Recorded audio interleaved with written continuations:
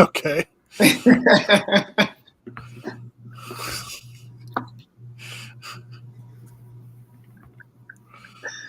Oh man, it feels so good to be back. What is going on, our fellow kaiju and sci-fi family? I'm Donald. I'm Remy. I'm DJ. Sorry. Okay. I'll leave DJ to go first, but okay. We rusty. But we are the Sci-Fi Nerds, and we're officially back for season 3. Our first episode today, our first movie review of Spooktober. Thanks to Remy coming up with something clever. We're celebrating Spooktober this month. The first film that we're going to be reviewing today is the 1994 film TheCrow. Now, this is my first time seeing TheCrow. And I have to say, yeah, this is my first time watching it. Okay. First time watching it. And I have my thoughts about it. So it might be bad, it might be good, it might be so-and-so. But I have some thoughts about it. But before we get into this awesome movie review from the Sci-Fi Nerds, we're gonna kick it off with a little something that Remy came up for you guys. Here it is. These are the eyes of a psychopath.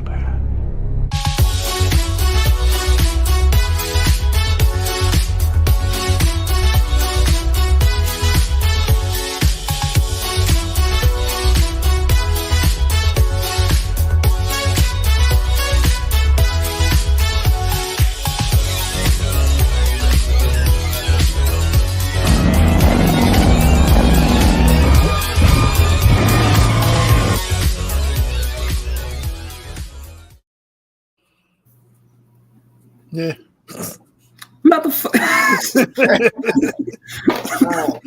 All right, I'm leaving then. Godzilla said, "Guys, what's up? What's up? What's up? What up? Howdy. Glad to see you in here. Glad to see you in here with the Sci-Fi Nerds tonight.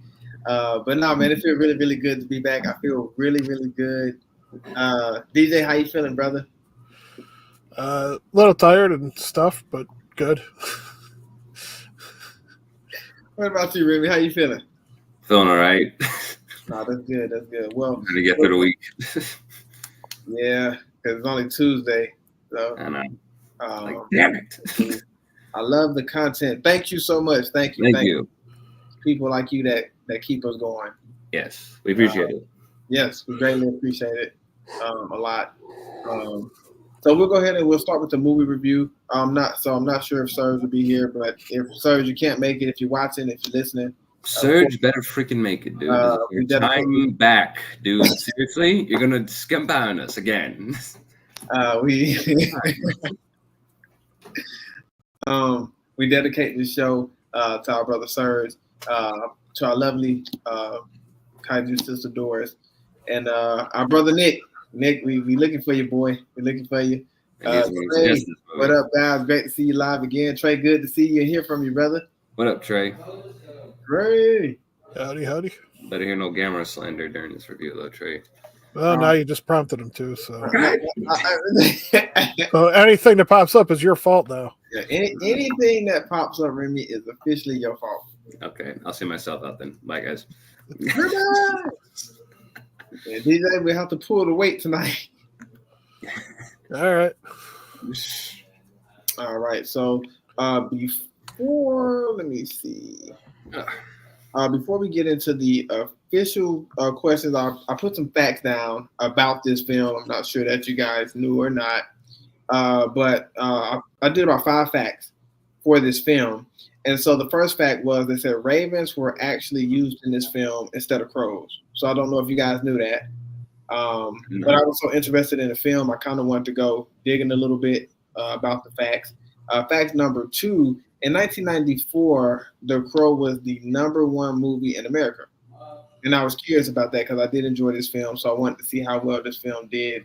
And I think domestically it did $51 million. Brandon Lee passed away a few days before the filming was closed. Yeah, I remember that.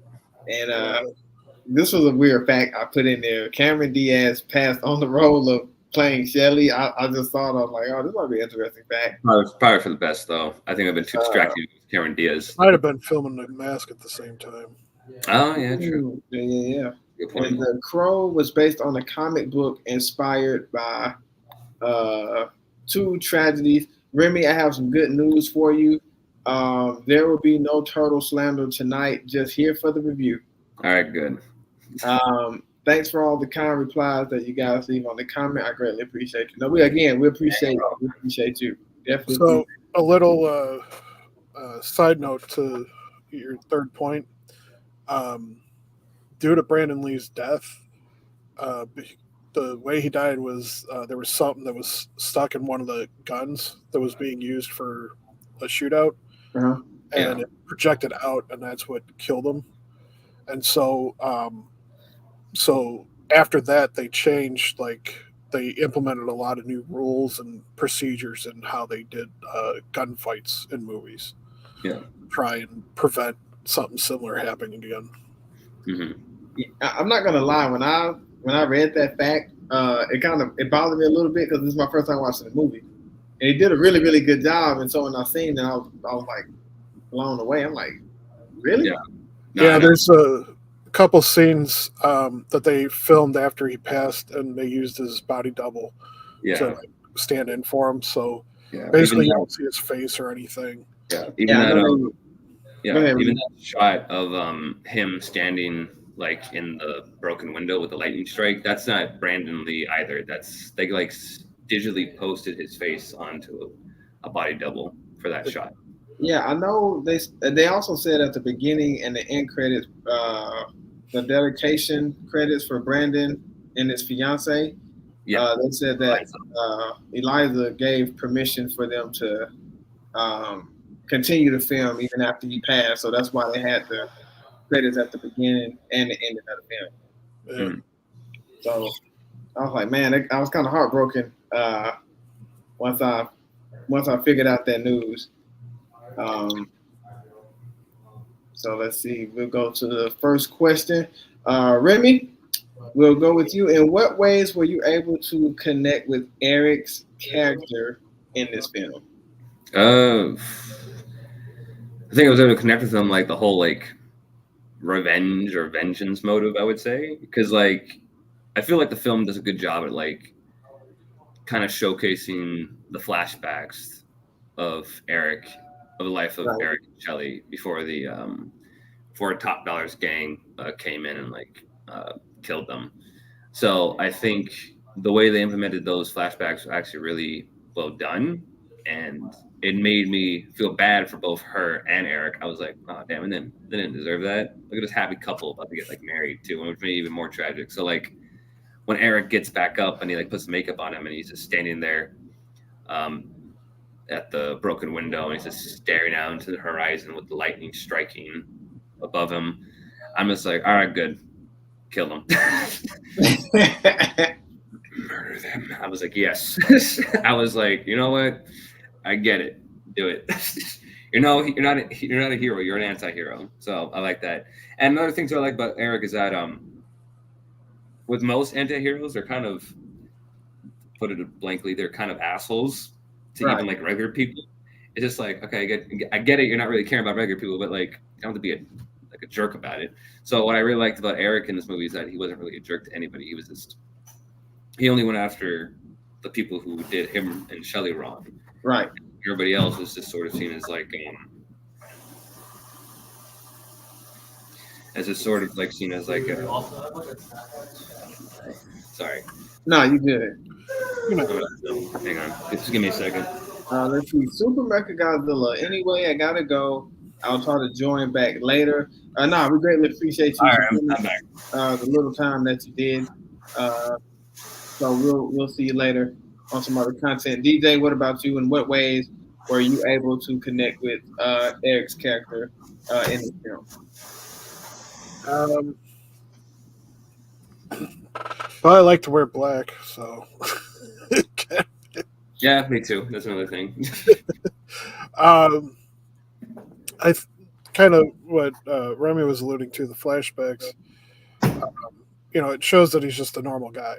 He had a good heart, cared about his girlfriend / fiance.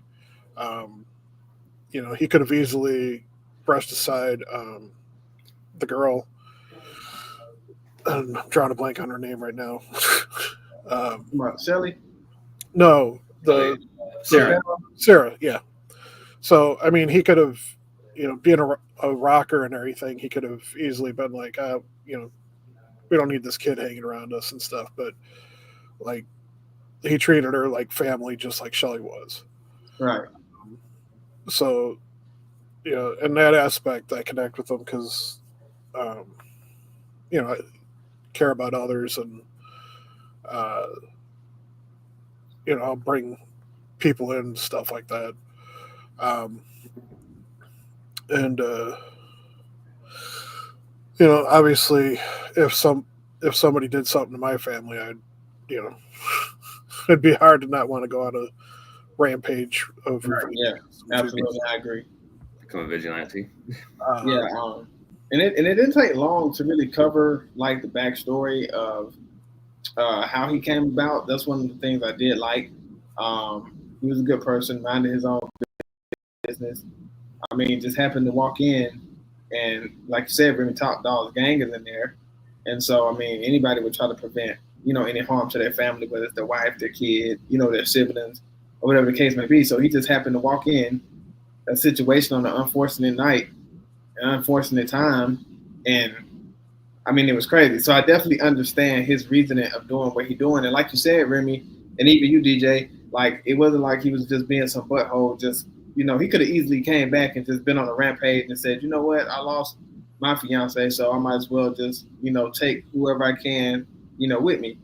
Obviously, he didn't do that. He just went after the people that did harm to him and his family. So that's one of the aspects that I really, really like. I really enjoyed this film a lot. This is my first time watching it. And what's interesting to think about is after he killed Skank, like he was done. Yeah. Right. And if Top Dollar had just given him Skank, he could have gone on with his Devil's Night and would have been fine. Yeah. Yeah. He chose to, resist him and stuff, and then attack Sarah, so that brought him back in. I would have gave up Skank in a heartbeat, so you can have him. I don't want him. Who's Skank? Skank's dead. That's right. Toss him out the window. All right, Remy, here we go. Outside of Eric, which one of these characters or characters was your favorite in this film? You got to go with the legend. You got to go with Ernie Hudson. Come on now. Yep. Like Ernie Hudson, I think is probably like one of my other favorite characters in the movie because I think he's just like that. He kind of reminded me of like Commissioner Gordon in a sense, where he kind of like works alongside Eric in the movie.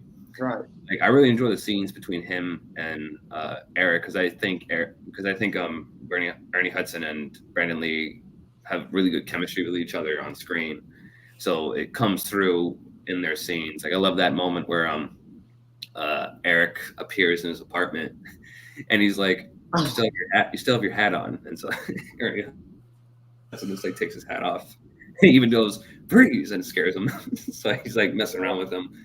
But I love that like little tender moment between the two of them where Eric was just like, "You stayed with her the entire time," and Ernie was and Ernie Hudson's character was like, "Yeah, I did. Like I was holding out hope that she would be okay, but it didn't end up happening." So like, it really makes his character very sympathetic and very honorable in a sense that he's just a cop just trying to do the right thing. Like he's just butting heads with even like the detective in the movie because. Well, to be fair, the detective's an asshole anyways.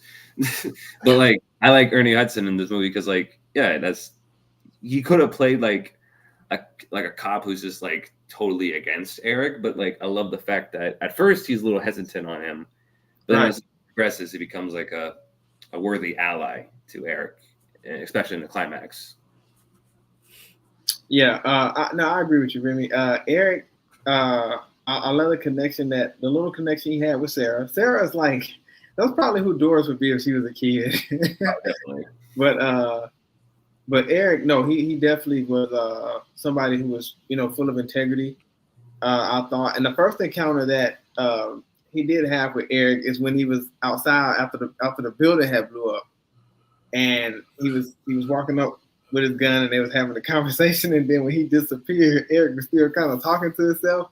And there's a lot of little funny things in this movie that made me laugh a little bit. But I didn't expect them to have the relationship they did have, because like I said, it's my first time watching it. So I'm expecting Eric to kind of like go after him in a sense. But, he didn't. He actually helped him out. Very sympathetic, very honorable, had a lot of integrity, looked after Sarah, even, stayed with Shelley as long as she was alive. So, no, he was definitely a good man. And he was funny, too, because he had beef with, that was his captain? No, it was like another thing. So, yeah, that was cool, too, because he was always getting on him. So I really enjoyed that a lot. But, no, Eric was cool. I enjoyed Sarah, and then Top Dog Gang. They had a lot of personality as well. I don't condone what they did, but they had a lot of good. That was good for the film. They had good personality, and so I definitely enjoyed each character a lot. What about you, DJ? Which character would you say, or characters, was your favorite in the film? Ernie Hudson was definitely my second favorite after Brandon Lee. Pretty much like what Remy said. And I appreciate the fact. Oh shit, Nick! The boy is back. What's up, guys? What up, man? How you doing? Nick, what's up, boss? What's up, guys? What's up? So I appreciate the fact that he kept trying to push through and actually lost rank because of it, in regards to trying to get something to convict the people that killed Shelley and Eric. So so I appreciated that about his character. Little fun fact about the gang here: Tintin was in Hackers, and the Hot Rod guy, the leader, was in the movie The Warriors as one of the enemies of the Warriors. He was like the one that framed them and tried to get them killed and stuff. So. And what was it, Fun Boy? They said Fun Boy was part of the accident that Brandon Lee had suffered, right? But he stopped acting for a while. He was traumatized from it. Oh. Yeah, he was traumatized from it, so he stopped acting for a while. But I know they said they were like a part of the same accident. Something that happened. Well, which one's Fun Boy again? He's the second one. Oh, the second one. Okay. Oh, him. Okay. The one that was dating Sarah's mom, Darla. Okay. He's Fun Boy. All right. Yeah. Nick, what's up, man? How you feeling, bro? I'm in a lot of pain, but not much. You're back.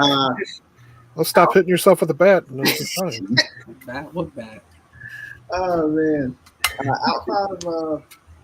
Outside of Eric, which character or characters were your favorite in the Crow film?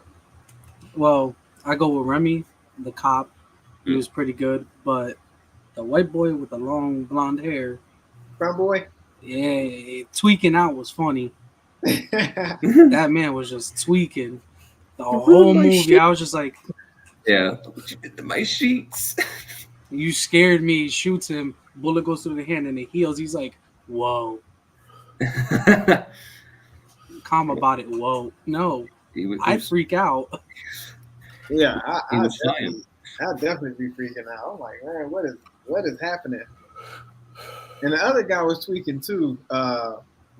When Top Dog called him the last guy, was it Skank? Yeah. Yeah, he was like having that big old meltdown. He was like, "Here to see you, buddy." And Top Dog was just like, "We should just record this and play in slow motion." And I liked the other guy too, the guy that was at the pawn shop. I actually thought he initially died when he got his building blew up. I thought he initially had died. I'm like, dang, he gone already, but he was still. But he, man. Nice seeing him tossed out. He gets launched out of his building. Smacks his head right into a brick wall. Yeah, I was like, oh, he beat. All right, you're not dead. You're suffering serious head trauma. What was your favorite fight/action scene or scenes in this film? Ooh. think it had to be a tie between the shootout that happens at Top Dollar's place and the final battle on top of the church. I thought both of those scenes were really well done. I thought they were like the best action set pieces in the whole film, really. Like in terms of the first one, like I love seeing. I'm a pretty big fan of like just massive shootout scenes. Like they could be fun, but I like it when they kind of incorporate a little bit more hand-to-hand combat. So I like that they kind of had a mix of it with Eric kind of grabbing that katana at one point and like slashing guys and everything like that. And he's like kicking them. He's doing flips and jumps and stuff like that. And then the final battle, you basically have like a sword fight, like in the rain. Like that to me is just epic. You got Eric grabbing onto that piece of metal, and then you had Top Dollar with his own swords or like going at it on the top. And I love how like when you think Eric lost, he like puts his hand on Top Dollar's face and makes him feel all the pain that him and Shelly felt in the hospital, and that makes him fall on the gargoyle, and you see this fountain of blood just like come down out of Gargoyle's mouth. Like it's just great. It's just like fun, cheesy action, but like it still works for the film. It didn't really feel cheesy, really, because like you could still feel the stakes in the fight, especially in the last one, because that's when Eric was not at 100%. He was like losing his powers at that point. So I like that. Yeah, that's a good answer. I do have a question to ask you guys, because I want to make sure I didn't misquote the movie, but I don't know if she was like the Asian. I don't want to get her ethnicity wrong, but was that Top Dog's sister? Yes. Is that what okay. All right. So one of like the underrated thing. Yeah, I don't know. Yeah, you know, sister and brother relationship right there. Yep.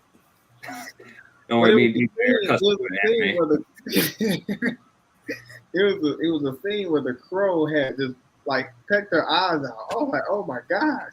That was crazy. Like I was like, okay, the Crow finally getting in on the action. I will say I like the interaction between Eric and Tintin. I liked how he always left his opponents. He left Tintin and Funboy the same way. Like he left Funboy with all the needles stuck in him, and then he left Tintin with all the knives stuck in him. But I liked the first interaction. I actually got to see, what he was about. And I'm with you too, Remy. The shootout scene. It was real cool how he just jumped on the table and crossed his legs. I thought that was dope. That was hard. And but the shootout scene was one of the best because he was like, "Look, I'm here for Skank," and he was like, "You know what? I'm bored already." Top Dog, and he told his guys to shoot him. And when he shot him, and the other guy went to look down, he was like, he's gone out of nowhere. Boom, boom, boom. So that was an awesome scene. I enjoyed that a lot. I also enjoyed when he blew that building up, when he went to go see that guy at that shop, and he went to look through all the rings, and he started having the flashback.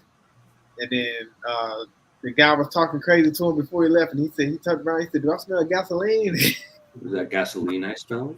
I thought he died. I initially thought he died because it looked like he didn't get out the building in time. So those were some of my favorite scenes in the film. What about you, DJ? What was your favorite fight / action scene or scenes in the Crow film? Obviously, the big shootout, big group battle scene's the top, but the church fight, like all the way through, was pretty good. It was nice to get Ernie in there and helping out with taking him out and stuff. Yeah, that's true. And what I like about, at least with the three of the guys, is he uses their favorite things to take them out. So Tintin was all about knives, so he used the knives to take him out. Funboy was all about the drugs, so he, forced an overdose on him. And then their leader was all about his hot rod. Like that was his big thing. I love that. I forgot about that. And he was essentially an adrenaline junkie, but so he used the hot rod to take him out. And he was also a pyromaniac, so he was that combination there. Skank was just nuts. Just toss him out the window to just kind of wrap it up. He eating chips and stuff all in the store. I'm like, bro, you ain't eating. Oh So man. yeah, he definitely had a few screws loose. Yeah, he was spazzing. What about you, Nick? What was your favorite scene? Your favorite fight / action scene or scene in this film? I got maybe 3 of them. I got Okay. obviously the gunfight scene, just masterpiece. Yes. And then you got, Tintin's fight, where he kept taunting him, Yeah. come on, do better, and just misses every shot. And then you have the one with Fanboy, where the girl he finally grabs, and it's the little girl's mother, and drains the drugs out of her. Yeah. Yeah. That's what caught me. I was like, you got powers to do that? Like, yeah, okay, morphine out. do what you gotta do to make her feel better. Like that. This is a great film. Like I said, I enjoyed it. I enjoyed it a lot. I had fun with this movie. Remy, how did this movie make you feel overall? Kitty. Kitty. Yeah, it made me feel like Kitty. There you go. No, like, what's funny? This is actually my second viewing of the movie, so this is kind of like something new for me as well. But like, the first time I watched this movie, I was expecting like just a very like dark, heavy, depressing kind of film. I was like, all right, here we go. That's a 2024 one. Yeah, I figured. That's why I didn't watch it. But like, I was like, oh boy, here we go. It's gonna be depressing. It's gonna be sad. Then I watched it. I was like, actually, there's a fair bit of comedy in this movie, and like dark humor and cool action scenes and heartfelt moments. I was like, oh, all right, I respect it.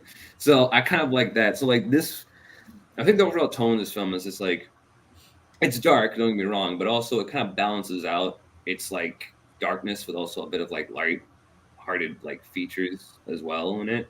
Right. So like when I'm watching it, it like kind of puts me in the mood actually for Halloween almost, because like it has I think this is like probably one of the best films I've seen that has a gothic feel to it. Right. It doesn't feel too overbearing. Like it's just like, yeah, it's gothic, but that makes it more appealing really, that it has such this like atmosphere to it. So like, yeah, I think from the future from now on, this is going to be on my list of Halloween movies to watch in time for the holiday, because I feel like it's just that good, really. No, I agree with you, Remy. I was gonna say the same thing. Like this is a movie actually. Just after viewing it, I can watch it over and over. I was really engaged in the film, and I was like, wow, this is a really good movie. The tone, I'll say, as in darkness, is like dark humor. Like you said, it's not like sad. It's not depressing, and it's not a long draw out before you can get into the story. Like I was invested, from the beginning. I thought the beginning of the film was suspenseful, and then you got some parts of the film that intense, mixed with some dark humor, and then you got good characters that help offset the film. Like, you have, Sarah, you have the cop, then you have the gang. They got humor as well, because Tintin said a couple of funny things when he was walking up that guy's shop that I laughed at. So, like I said, a lot of people had a good personality in this film, and so I was invested in it the whole way. And I agree with you, Remy. This definitely gave me a good Halloween feel, good Halloween vibe. So this will be in the regular rotation for me. Overall, I feel pretty good about the film. What about you, DJ? How did this movie make you feel overall? I've seen this movie multiple times. I've had the DVD for a long time, and a few months ago picked up the Blu-ray finally. So I've always enjoyed it. However, this time when I watched it, having dealt with the recent loss of my dad, some of the scenes impacted me much different, or much more differently. So it was actually a little rough to get through some of it, but I still enjoyed it overall.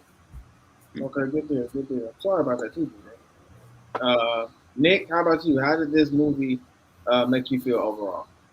Well, my first time seeing this movie was back in like 2022. Never knew the film existed until my dad mentioned it. So I was like, all right, cool, let me just check it out. Right. It was very, very wicked and fantastic. Normally, people say, "Oh yeah, this movie gives me the creeps because it's a little twisted." No, Right. you just gotta have a twisted mind to understand the movie. Basically. Pretty much, this movie was just overall a masterpiece. No, it was definitely fire. I enjoyed it. Like I was just watching, and I watched it on Pluto. So every time something good would happen, I'm like, really? Oh, yeah, I'm like, come on, man. Yeah, I felt that too. I was like, God, these freaking commercials. I just want to watch the movie. Don't cut out on me on the good parts. Did Eric's motivation in this film feel believable to you, Remy? Yes. Yes, of course it felt believable. This man was minding his own business, about to get married to the woman he loves, and then these jerks come out of nowhere and kill both of them. And also grape her. We're not going to say because it's YouTube, but also do that to her. And it's just like, wow, okay. So when Eric comes back, I'm like, no, get them. Get all of them. Like, make them pay for what they did to both of you. Like, they don't deserve second chances. Because, like, looking at them, you're like, yeah, they have personality and whatnot, but also you don't really want them to, like, keep going because you know they're not going to stop. You know, like, Top Dollar's gang are going to keep doing the same thing over and over again. Keep setting fires to the city and keep pillaging innocent people and keep ruining lives. So I feel like though Eric was kind of doing it for his own reasons, I think at the very end he actually does become more of like a hero in a sense because he manages to take down Top Dollar, who was like the leading like gang member of the entire city. So I feel like maybe it's possible that maybe after killing Top Dollar, the city might have a brighter future. I'm not saying it's possible. I'm not saying that's like guaranteed, but I feel like him taking out the majority of the gang members is gonna like bring like a good future to the city. So I kind of like that he kind of so like I know he doesn't unintentionally, but I like that kind of transformation where he's doing it for his own good. And then once Sarah gets in danger, he sort of becomes that hero and not just an anti-hero. Right, and I think too, the motivation behind the story is, you know, he gets the chance to come back, but he comes back with, you know, different powers, different abilities, just a vendetta for the people who did what they did to him. Because before then, when he was in a position, he really couldn't do nothing. Like four of them, you know, his wife, Sarah can't do anything, and then it's just him. So it's really no possible way for him to defend himself. Like I said, he's a guy who's minding his business. Obviously, you know, from the outside looking in, you know, was investing in family. He was just investing in, you know, enjoying his fiance, having a good time with her. So I really feel like he had a purpose, a driven purpose, something that driven him. And you made a good point about him taking out Top Dog, really, because you eliminate, you know, not all threats in the city, but maybe if not the biggest threat in the city. You know what I'm saying? So yeah, I definitely feel like his motivation was believable, and I felt for him some ways emotional. Like he kept having flashbacks. You know, his lady gone. He died as well. Like he did die. So you know, it's like man, and to leave Sarah behind. So it's pretty tough. So I think the film did a great job of captivating his emotions and his feelings, and giving him a good motivation, driven story. So, like I said, I definitely enjoyed it. What about you, DJ? Did Eric's motivation in this film feel believable? For sure. You know, and I mean, the mythos is the Crow, you know, gives him the mission and everything, but it's not like when he first woke up, he knew exactly what the Crow wanted him to do or anything like that. Mm-hmm. You know, he had to kind of rediscover things first before he finally understood his purpose and his mission for being there. So yeah, and like I mentioned before, you know, if Top Dog or Top Dollar had just given him Skank, he would have just faded away afterwards. And then Top Dog and his crew could have kept rampaging through the city every year and stuff. But instead, he chose to resist them and deny him. So he lost his whole crew. I would have gave him up in a heartbeat. So it's like, and I kind of understand his motivation for it too, because as he was talking to all the guys, he's like, I'm bored. Right. I mean, they've got greeting cards now based on the terror that we're causing. Yeah. And so for him, it was like, okay, well, let's poke the bear a little bit and see how this goes. Yeah, playing around, man. Yeah. You're playing around too much. But yeah, I mean, if you're brought back and have the ability to bring justice to the people that did you and your family wrong, then it's believable. Right. No, Nick, what about you, man? Did Eric's motivation in this film feel believable to you? Yeah, it really was. It had the suspense of love, vengeance, and punishment all in one. And I agree with DJ. If they would have just gave up that guy in the first place, you'd be fine. You'd still be alive, doing what you got to do, selling the drugs you got to sell, being the kingpin of the whole city. No, you just want to be stubborn. Yeah, and look where that got you, dead, on top of a gargoyle. It got him nowhere. I would have gave, like I said, I would have gave him up. You can have him. You can have everybody else you want up in here too. As long as I can live. Yeah, if I see a guy come up with makeup like that, I'm like, hey, buddy, whatever you got to do, just deal with it. All right. Speaking of the makeup, after this movie came out, it inspired the wrestler Sting to change from his colorful motif to basically the same kind of style as TheCrow. Really? And from that point on, he had a black and white. He dyed his hair black, and yeah, he changed his whole motif. I never knew that. Sting is one of my favorite wrestlers of all time. So, dang, that's a pretty dope fact. I appreciate you. Thank you for that. Mm-hmm. I enjoy that. Remy, I'm coming to you, brother. What was the strongest aspect of this film, and what was the weakest aspect of this film? Honestly, I'm going to say the strongest aspect of this film is Brandon Lee himself. I think his performance as Eric was the defining thing for this movie. Like, and when you think about it too, it's like this sucks even more when you realize that he died like during the filming of this. You're like, damn, he was a good actor in this. He could have had he could have had like a full-on career as like an actual star. So like this movie, I think is like a good time capsule, like what could have been. Because I think his performance as Eric, he has great charisma. He can be intimidating when he has to be, and he can be empathetic and sympathetic when the movie calls for it as well. Right. So I think he captured all of that in his character like very well. So I think he's the strongest aspect of the movie. In terms of the weakest aspect, I would say it kind of is the villains. Now I'm not saying like they're weak villains or anything like that. Right. They have strong personalities and stuff like that. But I think the problem is that they gave them too strong of personalities that you kind of like them. But to me, I feel like the movie should have been like you like them, but you also really, really hate them at the same time. Like you really want to see them get their comeuppance.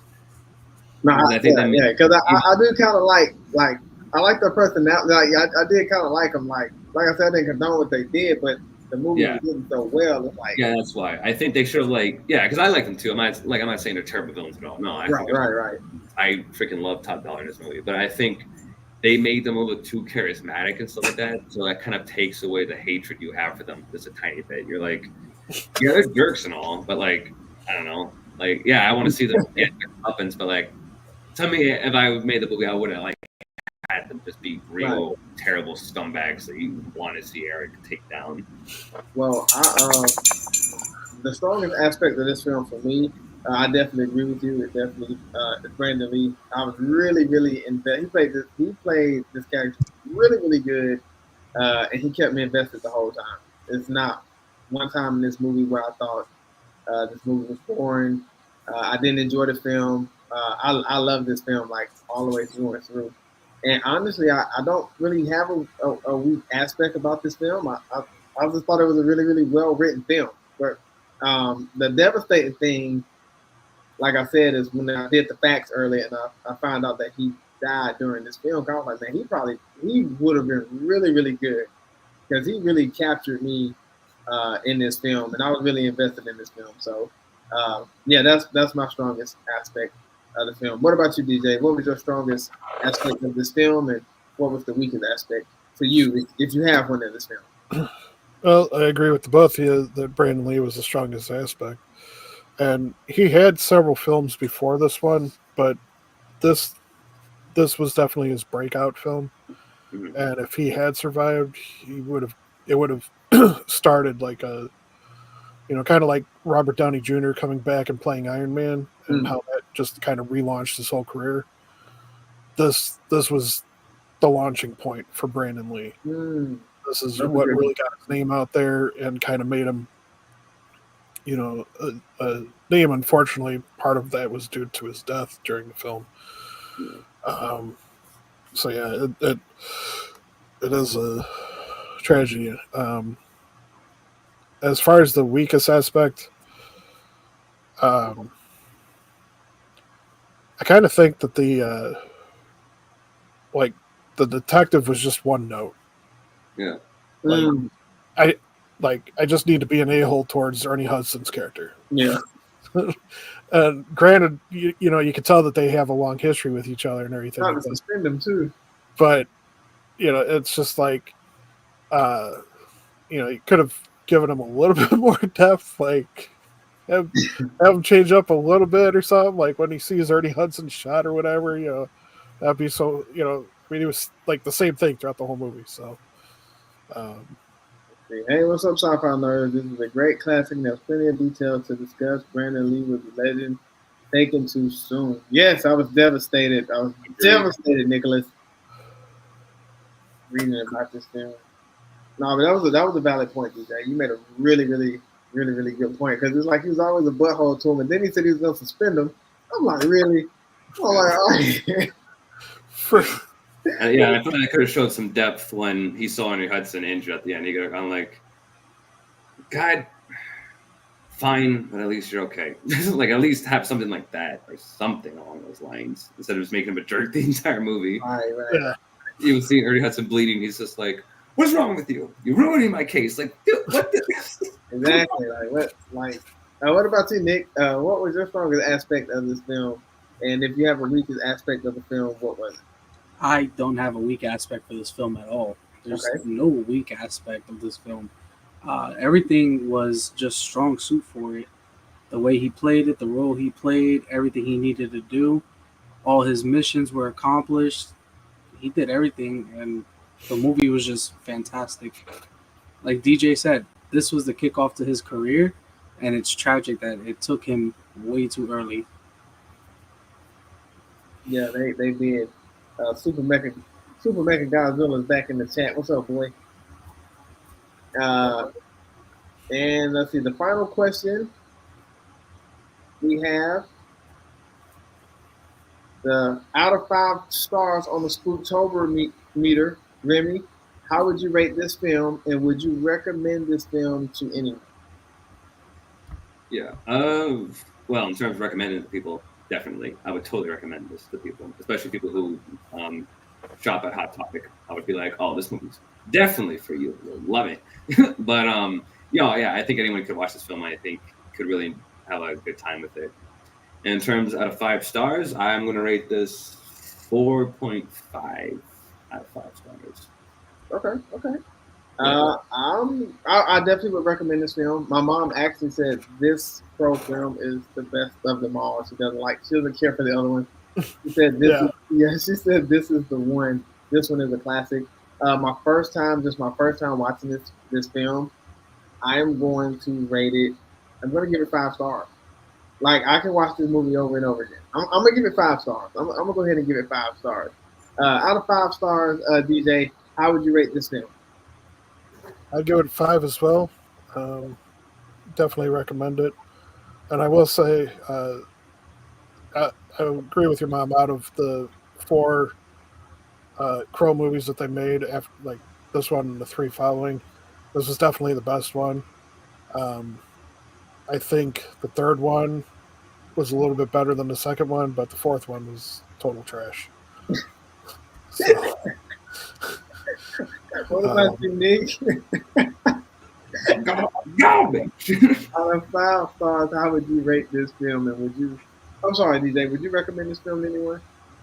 yeah, I said it would. Okay. And all right, back to you, Nick. Out of 5 stars, how would you rate this film?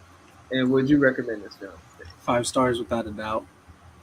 I recommend this film to anybody, especially like if you want to take someone out on a first date. They say, "Oh, let's just stay home and watch a film."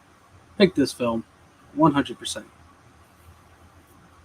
DJ, Superman Godzilla said, "At least you're honest." Uh, Nicholas from the Monster Report said, "I might have to do a trailer remake of this one." Yes. I'm watching it then, dude. Yes. Making it. I'm gonna watch it first thing. You definitely need to. So before we close up, Remy, I'm going to hand it over to you for your segment pertaining to the movie. So, Remy, the floor is yours, brother.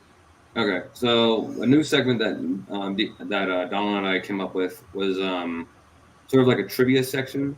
So, like any sort of trivia on the films we talk about, this is like where we discuss it. And I had some trivia to offer on this movie, mainly about the comic, actually, and sort of differences that happen between the movie and the comic that it was based off of. So, like the first thing that that differentiates this movie from the comic is that TheCrow actually spoke to Eric in the comic, and actually was like had a voice in it, and sort of led him on. It kind of like gave him focus. TheCrow was like, "All right, next one, focus on this. Hey, focus up. Look at this." Like trying to get him to pay attention and to like keep track of his revenge. And another thing too was that there is another spirit that actually follows Eric in the comic, and it's kind of like this cowboy Ghost Rider looking kind of creature. Like it's this skull who wears like a cowboy suit on him. Right. And Eric and him kind of have like, he shows up a bit in the comics. He doesn't really do that much, but like he just kind of like shows up like some sort of like spiritual guide to Eric in the comic, and it's actually really cool. And apparently they were actually going to put that character in the film, but I forgot what it was. I think it might have been budget cuts or something like that, or I think Brandon Lee's death got in the way, and they were just like, all right, we're not going to be able to have time to get his scenes in, so like they couldn't do it. But I think they actually have photos of what the character was going to look like in the movie, but you know, cut that out.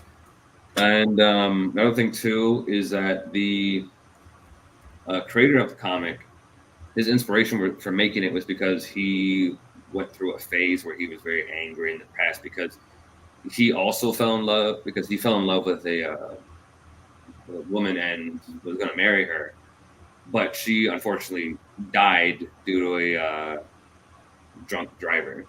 So after that happened, he was like grief-stricken and got motivation to actually create this comic. So there's a lot of like similarities between his story and Eric's story in the comic. So like, yeah.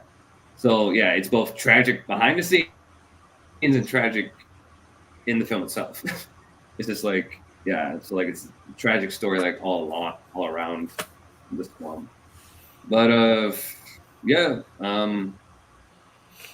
Oh yeah. Top Dollar also is not in the comic. He was actually an original character made for this movie. So he doesn't appear at all in the comics. Okay. I think he switched up the names too of the different gangsters in the movie as well. Like I think they kind of like switched their names up a bit, because I feel like I'm trying to remember. I like watched the video that was talking about the comic like a while ago, but I think they kind of switched the characters around a bit. They kind of changed their names, I think. I need to get this comic.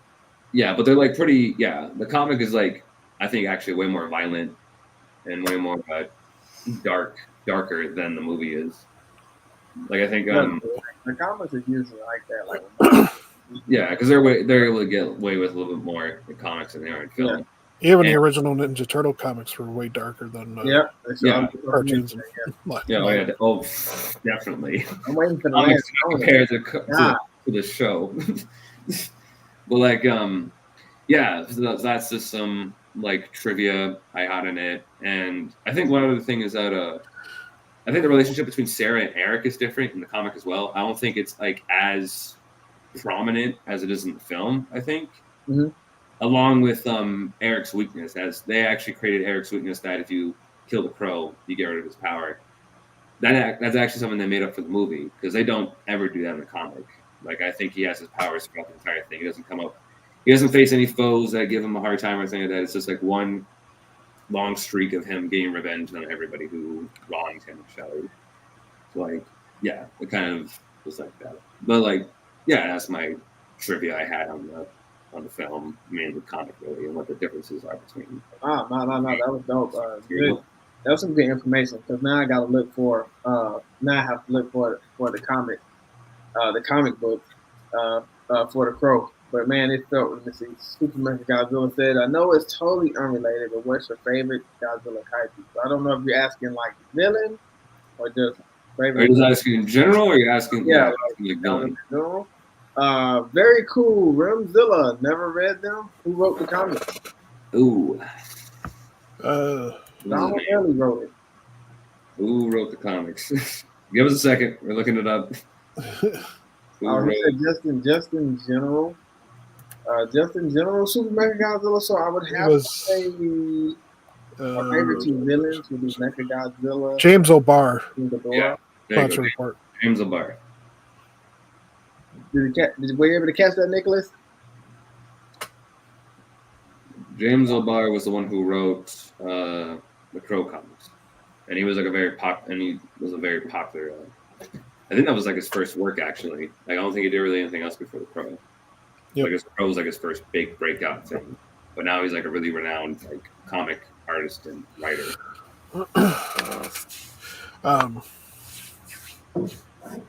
Did you? So you answered the kaiju question, Donald?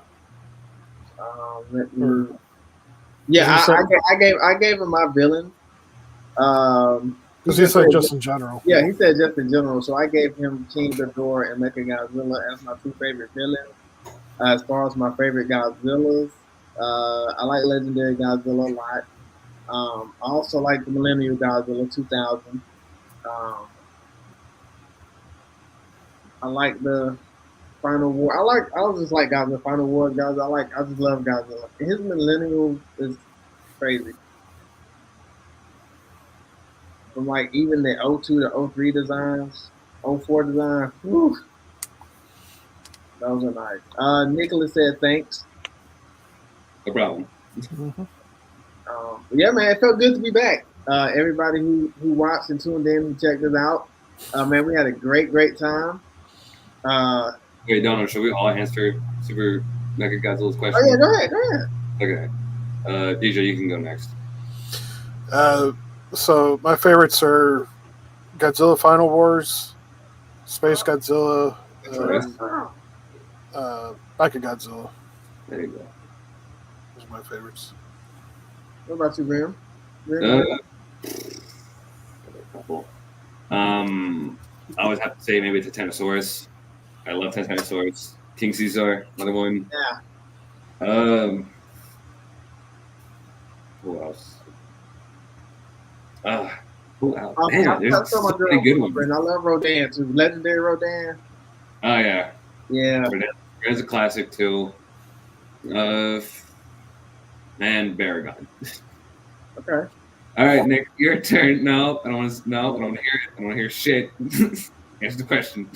Man, listen, it's been what, a year and some change? Yeah. Do I really want to start one? No. Oh. You just got back, dude. No. Not today. There we go. The punching bag of the kaiju universe. Seriously.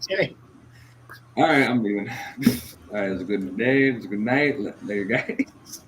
I don't know. Me, it'd be Biolante, and it'd be Gigan, obviously. Oh my God. Damn it. Surprisingly, Shimu. Yeah. Oh, okay. And Legendary Godzilla, obviously. Yeah. DJ, correct me if I'm wrong. The 2024 Crow movie is based off the 1989 comic. I believe it's based off of one of the comics, but um, I haven't watched the movie, but from everything I've heard, it doesn't. It's very loosely interpreted from it. Yeah. So I've seen the movie. I'm not gonna lie to you. Not bad. 21 times already. The new one? Yes. How? You just went to the theater that many times? I went to the theater, saw it about 5 times, and then I bought it and just continued watching it. Okay. I enjoy it. It's got the dark aspect, but I believe Bill Skarsgård played it very well. This actor, but of that timeline. Is it something I should check out, Nick? I would say, yeah, check it out, give it a shot. Okay. Because I went with a couple of my friends and they were like, "Oh, this is gonna be boring." No, they liked it. Okay. All right, I'll give it a shot. I'll check it out. I'll make sure I check it out. Man, Nick, I gotta tell you, man. Let's see.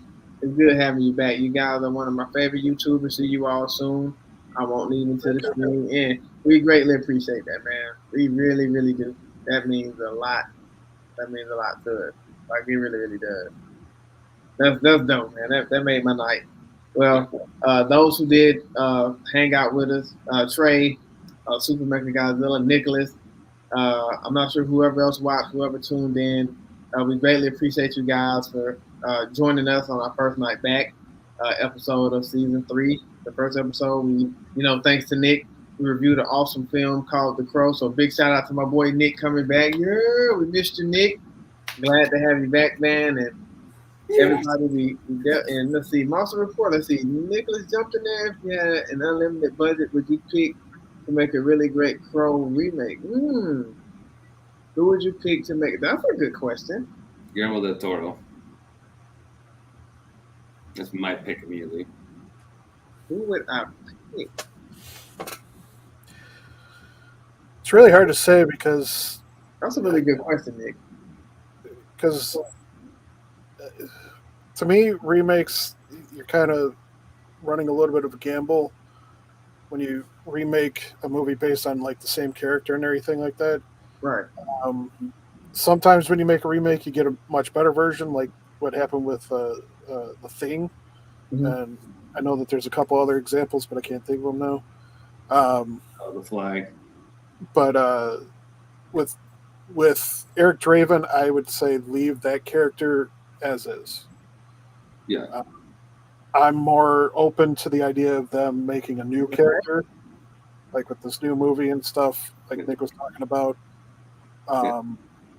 Continue the mythos that way.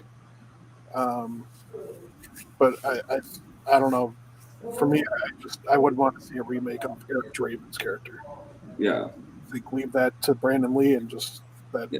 I actually agree with DJ too, because like I think in the comics or in the other movies, they do focus on other characters. It's not just Eric Draven again. They have like totally new characters with something different tragedies that the Crow brings them back. And honestly, I would actually like it if they did like a female Crow, like if it was a woman who was wronged and then she comes back and she becomes like this badass.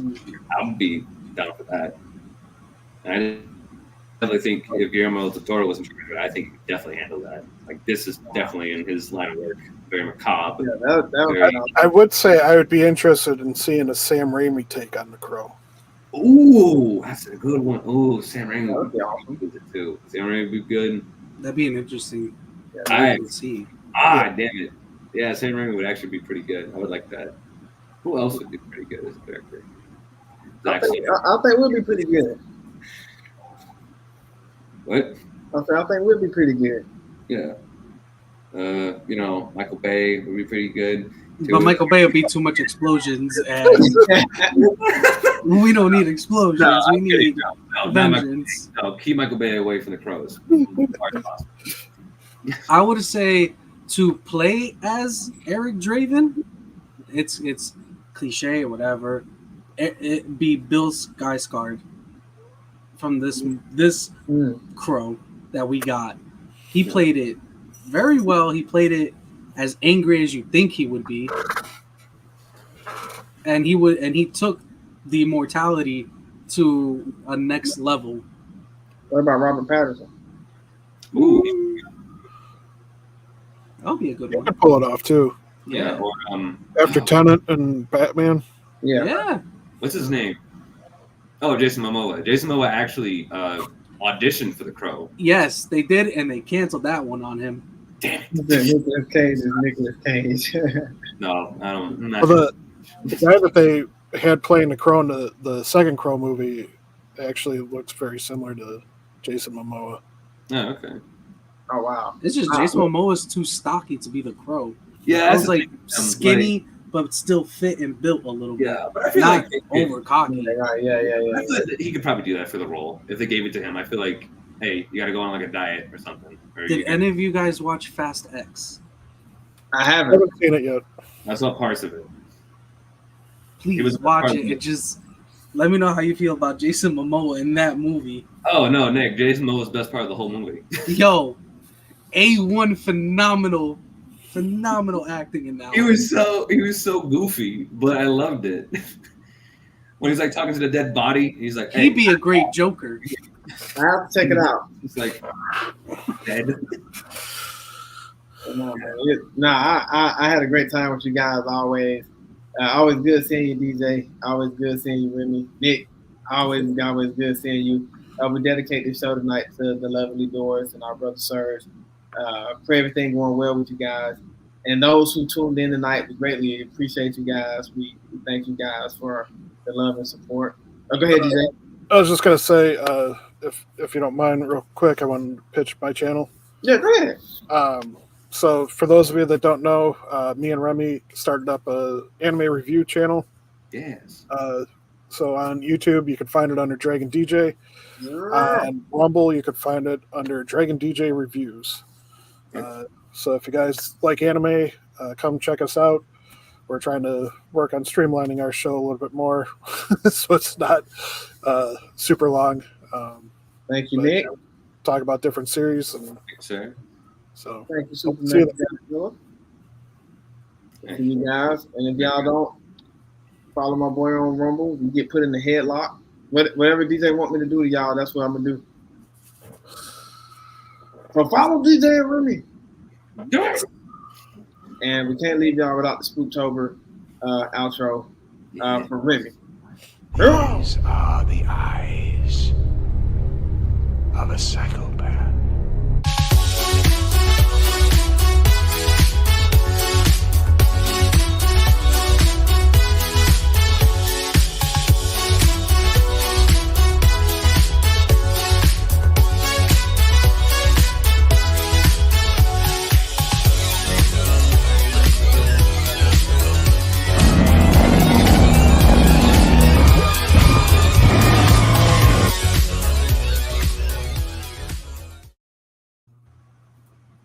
All right, y'all have a great night.